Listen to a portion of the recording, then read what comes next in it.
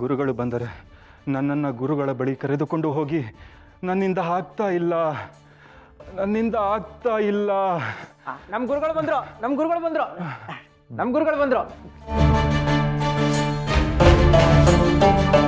ಮಹಾಪ್ರಭು, ಇವರು ನಮ್ಮ ಗುರುಗಳಾದ ನಾರಾಯಣಾಚಾರ್ಯರು, ಮಹಾಜ್ಞಾನಿಗಳು, ತಪಸ್ವಿಗಳು. ಮಹಾಸ್ವಾಮಿ, ಹರಕೆ ಹೊತ್ತು ಹರಕೆ ತೀರಿಸದ ಕಾರಣದಿಂದ ನನಗೆ ಈ ಕಾಯಿಲೆ ಬಂದಿದೆ. ಈ ಕಾಯಿಲೆ ಮದ್ದಿನಿಂದ ವಾಸಿಯಾಗುವುದಿಲ್ಲ. ಮಠದ ಗುರುಗಳೇ ವಾಸಿ ಮಾಡಲು ಸಾಧ್ಯ ಎಂದು ನಮ್ಮ ಪಂಡಿತರು ಹೇಳಿದ್ದಾರೆ. ಹಾಗಾಗಿ ಇಲ್ಲಿಗೆ ಬಂದಿದ್ದೇನೆ. ದಯಮಾಡಿ ನನ್ನನ್ನು ಈ ಕಾಯಿಲೆಯಿಂದ ಮುಕ್ತನನ್ನಾಗಿ ಮಾಡಿ.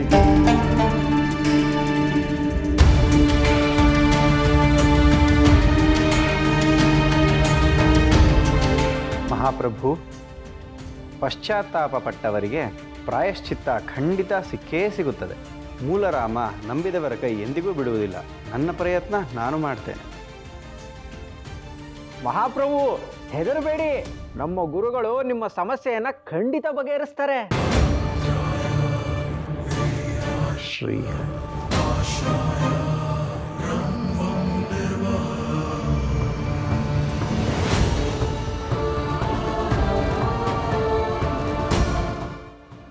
ಸುಧೀಂದ್ರ ತೀರ್ಥ ಗುರುಗಳೇ, ನೀವಿಲ್ಲದ ಸಂದರ್ಭದಲ್ಲಿ ಮಠಕ್ಕೆ ಕಳಂಕ ಬರುವಂತಹ ಪರಿಸ್ಥಿತಿ ಎದುರಾಗಿದೆ. ಮಹಾರಾಜರ ಪ್ರಾಣ ಅಪಾಯದಲ್ಲಿದೆ. ಇಲ್ಲಿ ಏನು ನಡೆದಿದೆಯೋ ಅದು ನಿಮಗೆ ತಿಳಿದಿದೆ. ಮುಂದೇನು ಮಾಡಬೇಕೆಂದು ನನಗೆ ದಾರಿ ತೋರಿ. ನಾರಾಯಣಾಚಾರ್ಯರೇ, ಮಹಾರಾಜರು ಪಶ್ಚಾತ್ತಾಪದಿಂದ ಬಂದಿದ್ದಾರೆ. ನಿಮ್ಮ ಪ್ರಯತ್ನ ಮುಂದುವರಿಸಿ.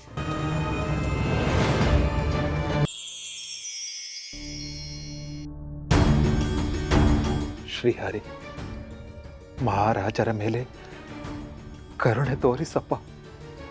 ಇವರ ದೆಸೆಯಿಂದಾದರೂ ಮಹಾರಾಜರ ಕಾಯಿಲೆ ಗುಣವಾಗಲಿ. ಮಹಾರಾಜರೇ, ನೀವು ಶುದ್ಧ ಮನಸ್ಸಿನಿಂದ ಕಣ್ಣು ಮುಚ್ಚಿ ಭಗವಂತನಲ್ಲಿ ಅರಿಕೆ ಮಾಡಿಕೊಳ್ಳಿ.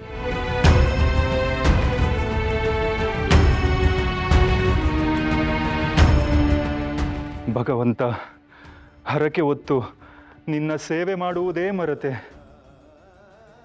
ಈ ನಿನ್ನ ಭಕ್ತನನ್ನು ಮನ್ನಿಸಿ ಕಾಪಾಡು ತಂದೆ.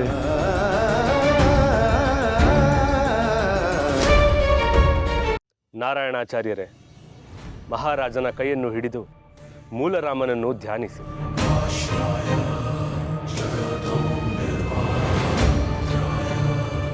ತಂದೆ ಕರುಣಾಮಯಿ, ಮೂಲರಾಮ ನಿನ್ನ ಭಕ್ತ ಮಾಡಿದ ತಪ್ಪಿಗೆ ಪ್ರಾಯಶ್ಚಿತ್ತ ಕೋರಿ ಬಂದಿದ್ದಾನೆ. ಭಕ್ತರು ದಿಕ್ಕು ತಪ್ಪಿದಾಗ ಅವರನ್ನು ತಿದ್ದಿ ದಾರಿ ತೋರಿಸಿ ಅವರಿಗೆ ಮುಕ್ತಿ ಕೊಡುವವನು ನೀನೇ ಅಲ್ಲವೇ. ಮಹಾರಾಜರಿಗೆ ಬಂದಿರುವ ಸಂಕಟವನ್ನು ಪರಿಹರಿಸು ತಂದೆ.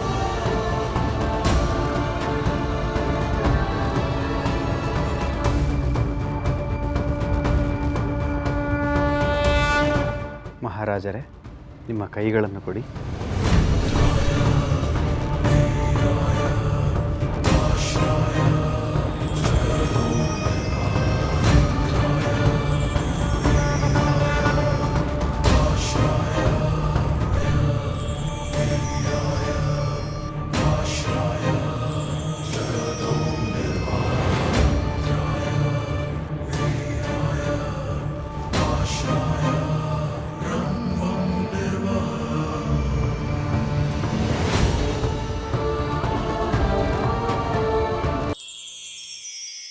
ನನ್ನ ಪ್ರಾಣವನ್ನು ಕಾಪಾಡಿದ ಪುಣ್ಯಾತ್ಮರು ನೀವು. ನಿಮ್ಮ ಪ್ರಾಣವನ್ನು ಕಾಪಾಡಿದ್ದು ನಾನಲ್ಲ, ನಮ್ಮ ಗುರುಗಳ ಮುಖಾಂತರ ಆ ಶ್ರೀಹರಿ. ನಮ್ಮ ನಾರಾಯಣಾಚಾರ್ಯ ಗುರುಗಳು ಸಾಧಿಸ್ಬಿಟ್ರು.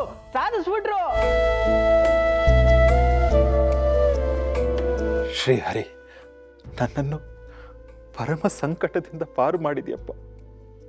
ಈ ಸಮಸ್ಯೆಯನ್ನು ಬಗೆಹರಿಸಿದ ನಿನಗೆ ಶಿರಸಾಷ್ಟಾಂಗ ವಂದನೆಗಳು. ಆಚಾರ್ಯರೇ, ನಾನು ಮಾಡಿದ ತಪ್ಪಿನಿಂದ ನನ್ನ ಹೊಟ್ಟೆಗೆ ಸರಿಯಾಗಿ ಏನೂ ಸೇರುತ್ತಿರಲಿಲ್ಲ.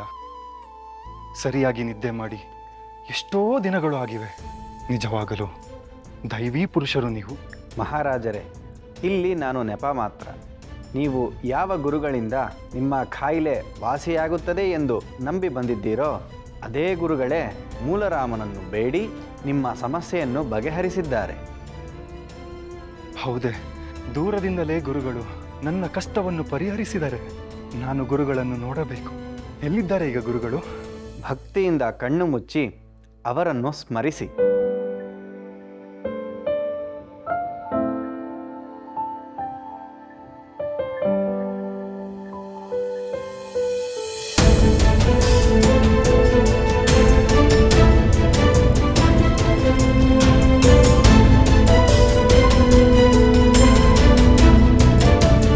ಗುರುಗಳೇ, ಗುರುಗಳೇ,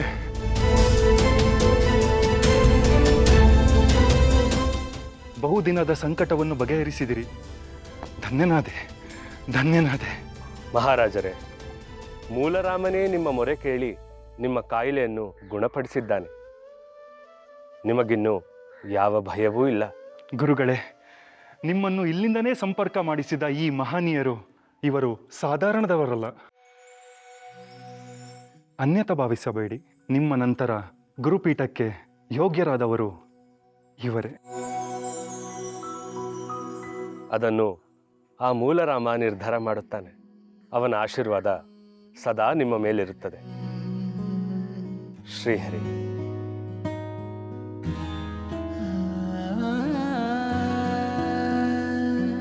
ಆಚಾರ್ಯರೇ, ಗುರುಗಳನ್ನು ಇಲ್ಲಿಂದನೇ ದರ್ಶನ ಮಾಡಿಸಿದ ಮಹಾನುಭಾವರು ನೀವು. ಮಹಾಪ್ರಭು, ನಿಮ್ಮ ಮೇಲೆ ಮೂಲರಾಮನ ಕೃಪೆ ಆಗಿದೆ. ಇನ್ನು ನಿಮಗೆ ಸಮಸ್ಯೆ ಇಲ್ಲ. ಗುರುಗಳು ಬಂದ ನಂತರ ಮೂಲರಾಮನ ದರ್ಶನ ಮಾಡಿ ನಿಮ್ಮ ಉದರ ತುಂಬುವಷ್ಟು ಪ್ರಸಾದ ಸೇವನೆಯನ್ನು ಮಾಡಿ ನಂತರ ನೀವು ಇಲ್ಲಿಂದ ತೆರಳಬಹುದು. ಹಾಗೆ ಆಗಲಿ. ಆಹಾ, ನಾನು ಅನ್ಕೊಂಡ ಹಾಗೇ ಆಯಿತು. ಇವ್ರನ್ನ ನನ್ನ ದಾರಿಗೆ ತರೋ ದಾರಿ ಸಿಕ್ತು.